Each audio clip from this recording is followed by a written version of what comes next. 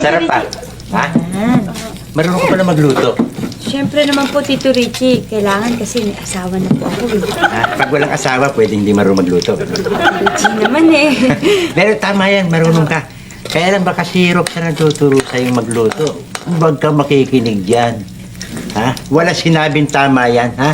Ang alam nilutuin yan, tubig. Ha? Natutusta pa. Natutuyuan, ha? Hoy, Mang Richie! Kung wala ako alam sa pagluluto, siguro naman pinatalsik na ako ni Ma'am. Eh kayo naman tong walang alam gawin kundi ang lumamon sa bahay. Alam mo, ha? Iyahampas ko yung kawali sa... Rorio!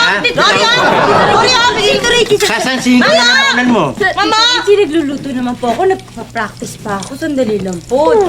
Tubo ng dila nito eh.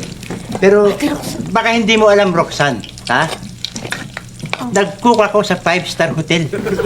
Baka hindi mo alam. Nagsawa na lang kaluluto.